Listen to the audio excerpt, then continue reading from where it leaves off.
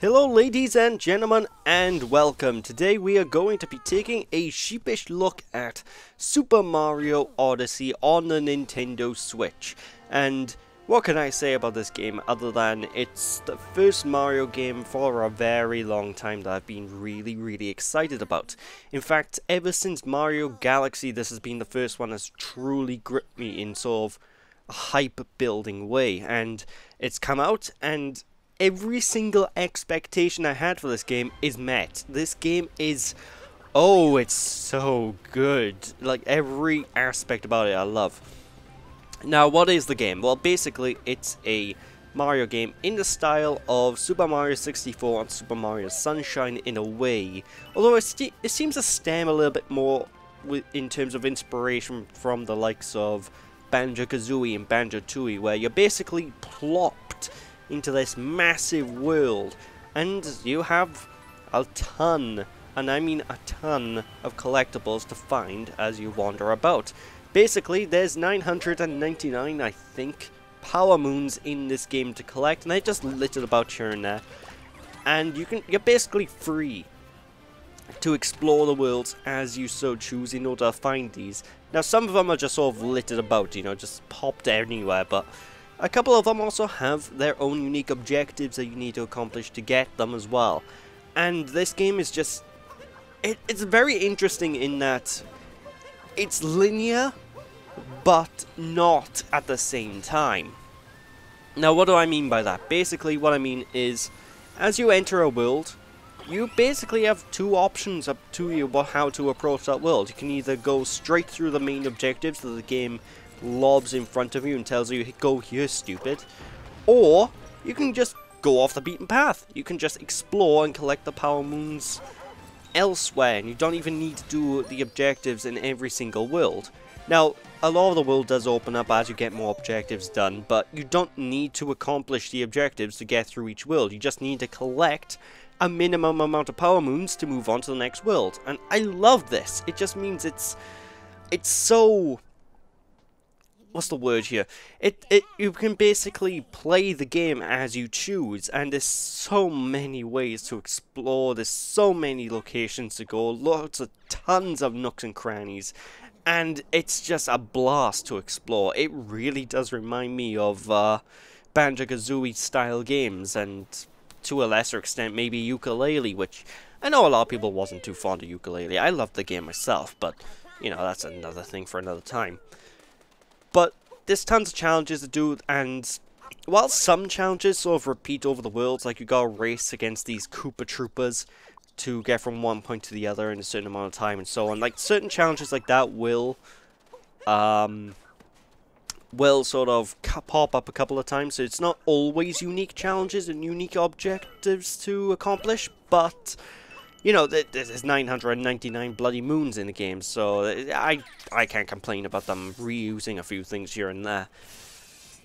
And that's not all about the game as well. Like, this game's bloody massive. I think there's like 15 or so, maybe more worlds in total. And in order to unlock everything in the game, I think you need about 600 of the power moons.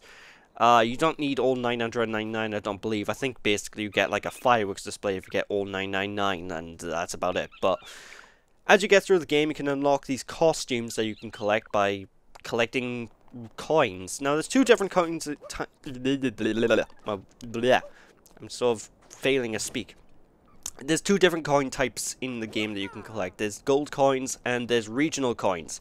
Now, gold coins serve as your main currency for a lot of things. Like, you can use your gold coins to get power moons in the store, as well as get loads of extra souvenirs and costumes. As well as also have them sort of serve as a penalty. Like, whenever you die, there is no life system in this game. You just lose 10 coins instead, which I like. I like that a lot. It's a way of doing things, I suppose. I'm not really fond of live systems, so it makes me happy that there's this sort of punishment instead. But yeah, you have those coins where you can get the costumes. You can also get regional coins, which are these purple coins, and they're unique to every single region. And they can be used to purchase region-specific collectibles, such as things to decorate your main Odyssey ship.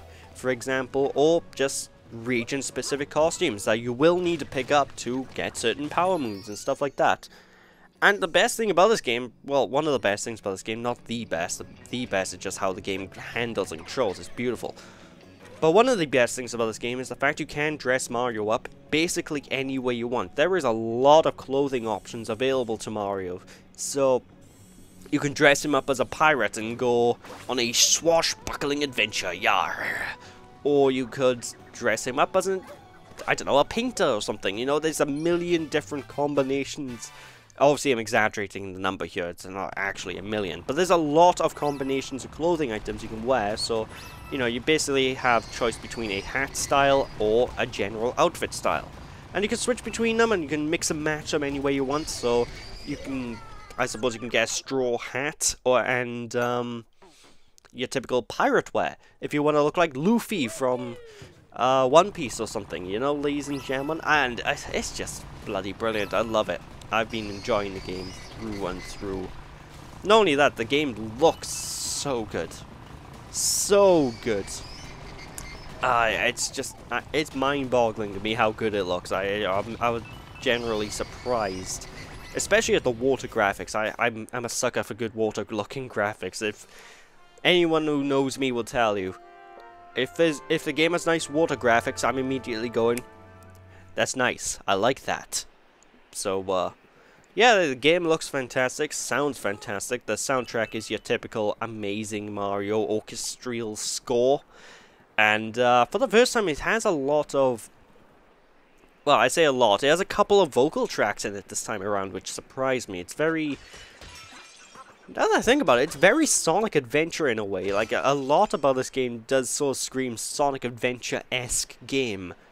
When I play through it, especially when I get to the likes of New Donk City, which is basically this world with what's the word? It's basically a world that's basically a city, and I was just playing through it the entire time. I just had Sonic Adventure in my head. It feels like a Sonic Adventure game in a way, but it's not, because it's a Mario game. It plays nothing like Sonic Adventure. You know, you do have the weird rolling maneuver that's basically a Sonic the Hedgehog roll. Like, you can roll down hills, get speed, which is, by the way, is one of my favorite ways to just traverse the world, just roll around. Not so much of the speed of sound, but you just roll around, and it's good fun. I like it. It's really, really enjoyable.